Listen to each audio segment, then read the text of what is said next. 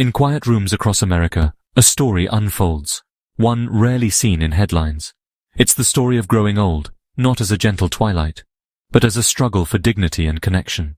These rooms, nursing homes, small houses, assisted living apartments, hold mothers, fathers, teachers, builders. They built our world, and now they ask for help. The system meant to care for them is fractured, a maze of costs, regulations, and waiting lists. Families make impossible choices, stretching finances and hearts to the breaking point. Loneliness settles deep, as care remains just out of reach, rationed by cost and luck. Silence is a constant companion, the phone that doesn't ring, the empty hallway, the mind losing memories. Seniors wait for visitors who may not come, listening for familiar voices in a sea of strangers. This is a quiet crisis, a national tragedy playing out behind closed doors. It's not about blame, but about seeing the people caught in this system. The elderly woman longing for sunlight, the overworked caregiver singing to calm fears, the sun driving hours each weekend. Their stories reveal immense challenges and incredible strength. They show us the cracks in our foundation, but also the enduring power of human connection. Even in the hardest moments, that connection persists. This is the truth of senior care in America. It's a story we must see and a reality we must face. The question is, will we answer their plea? Martha sits in her worn armchair, facing the window, watching the world move on. She's lived in this house for 52 years, raised her children here, and lost her husband 6 years ago. The house feels too big now. The silence, even bigger. Her daughter calls daily, but the hours between calls stretch endlessly. Martha's body betrays her, trembling hands, aching knees. She needs help with meals, bathing, the simple things. A home care aide visits 3 times a week, but for most hours, Martha is alone. Today, she wants tea. The journey to the kitchen is a struggle, each step a risk, each memory bittersweet. She makes her tea, returns to her chair, and gazes at family photos. Her late husband, her children, her grandchildren. This last chapter is harder than she imagined, not because of aging, but because of isolation. The world spins on, and she sits still, sipping tea as the sun sets. Another day ends. Another long night begins. For Martha, the hardest part isn't growing old. It's being left behind. Her story is shared by millions, quietly enduring, hoping for a little more company, a little more care. The silence in her home echoes the silence in so many others. It's a silence we can choose to break. Will we? Or will we let the quiet grow? Brenda arrives at Magnolia Gardens before sunrise, starting another long shift as a CNA. 17 years in the work is still exhausting, physically and emotionally. She calls her residents, my people. The job is hard, the pay is low, but her heart keeps her coming back. Today, she's covering for 2 sick co-workers, 16 residents instead of 8. She moves quickly, helping with dressing meals, bathroom trips, and comfort.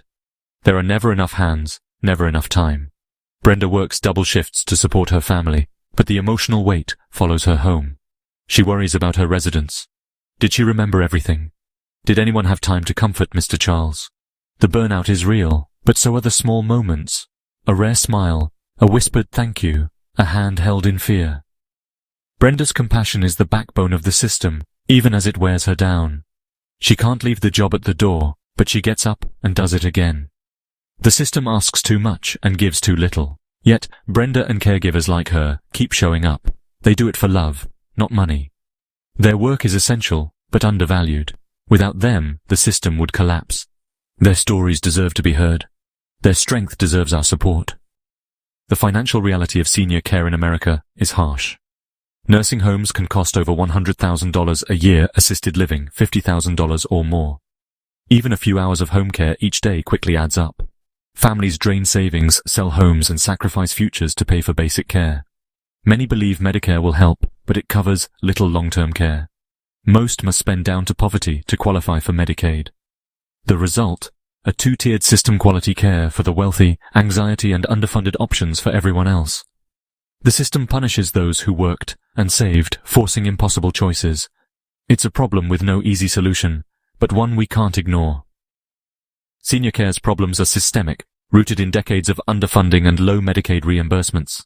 Facilities cut corners, run with skeleton crews, and struggle to provide even basic care. Chronic staffing shortages mean overworked, underpaid caregivers and high turnover. Residents suffer, Missed baths, unanswered calls, little human connection. Families feel helpless, administrators are trapped by budgets, caregivers burn out. The system is built on a shaky foundation, and the cracks are everywhere. Without change, everyone pays the price. Most long-term care in America is provided by unpaid family members, spouses, daughters, sons. They become nurses, cooks, and companions overnight, often unprepared and unsupported.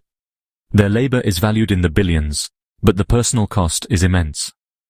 David, a history professor, cares for his mother with Alzheimer's, juggling work, marriage, and her needs. His own life fades as he manages hers. Many caregivers reduce work hours or quit jobs, risking their own financial security. They pay for supplies, miss doctor's appointments, and neglect their own health. The stress is relentless. Depression and anxiety are common. This is the hidden side of the crisis. Millions quietly struggling, holding everything together.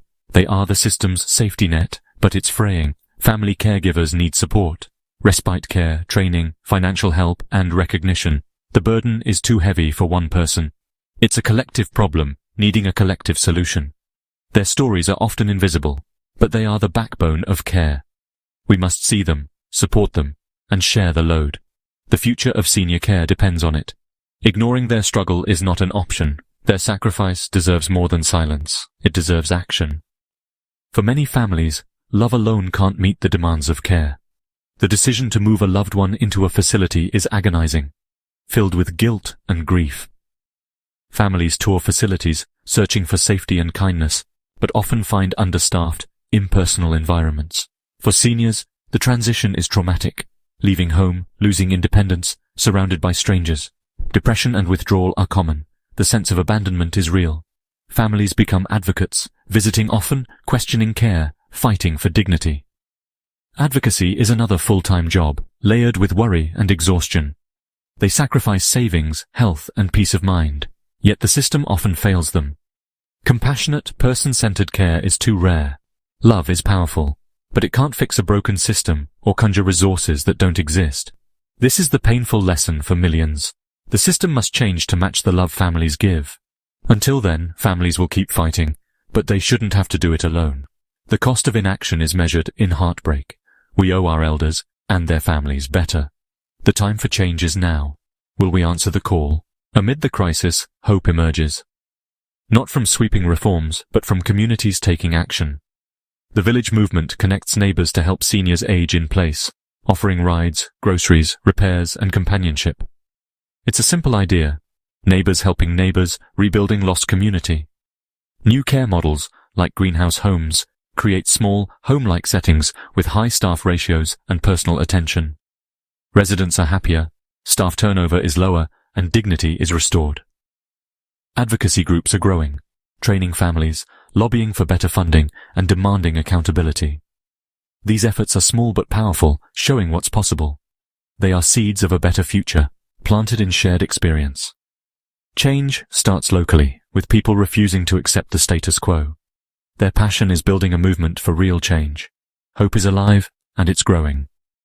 The stories of Martha, Brenda, and David reflect our national priorities. Do we want to warehouse elders, bankrupt families, and burn-out caregivers, or honor, support, and value them? Change requires a shift, seeing senior care as a public responsibility, investing in caregivers, and creating humane, affordable options. The hope lies in people, community networks, advocates, and families who refuse to give up. Change grows from small, persistent efforts and shared stories. The voices of those struggling are rising, demanding to be heard. A better dawn is possible. A future of peace, respect, and connection for every senior. This is a promise we can make to our parents, our neighbors, and ourselves. Every life has value, from first breath to last. Let's work together to keep that promise.